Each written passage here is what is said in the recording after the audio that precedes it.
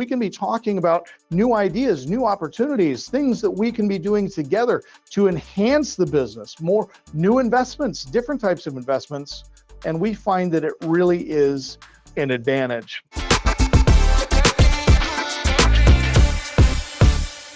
"88% of entrepreneurs face mental health challenges." Well, that's positive right out of the gates, isn't it? Anxiety, burnout, loneliness. 34.4% report burnout specifically. 42% of small business owners have experienced burnout in just the past month. Now, why is this important? Because, guys, I can tell you that as an entrepreneur, some days are just not great days. And if you are what I affectionately refer to as a solopreneur, which means it's just you, right? And for those of you that are married, you may be attempting to build this business all by yourself. So your spouse isn't involved. They're supportive, but they're not involved. So they're not helping you pull the leads. They're not helping you make outbound dials. They're not going out and meeting with buyers or sellers or borrowers or helping you in your private equity fund business or your brokering business. They're looking at you going, hey, when are you going to make some money? That can get really stressful.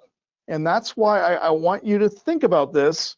You know, Jacqueline and I meet a lot of people, and we've consulted a lot of couples over the years. And when they find out that we work together, the first reaction we get is, oh, that sounds terrible. You work with your spouse? And the answer is, yeah.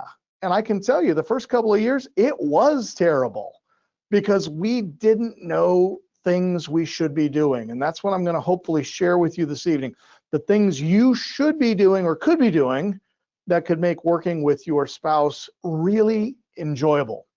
Now, the silent strain on modern couples as partners in business is that even high-achieving entrepreneurs often say that their romantic life suffers. Nearly half report trouble balancing both. Now, what this says is that if you work with your spouse in business, that it can have an effect on romance.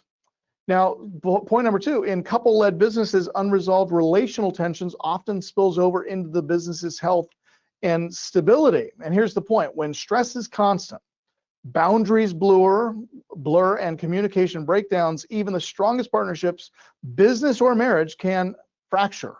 And that's why this conversation matters. You know, my kids have never known us not to work together in business. And my daughter made a comment the other day. She said, when I get married, my husband and I are not going to work together. And Jacqueline looked at her and said, well, honey, why not? She says, because all you guys ever talk about is work. Well, okay, but what if we didn't work together?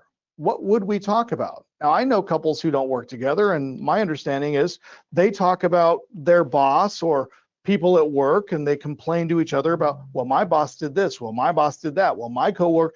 Guys, work is a big part of who we are. It's what we do, and so people are going to talk about it. The advantage that Jacqueline and I have is when we're talking about work, we can be strategizing together about work. We can be talking about new ideas, new opportunities, things that we can be doing together to enhance the business, more new investments, different types of investments, and we find that it really is an advantage.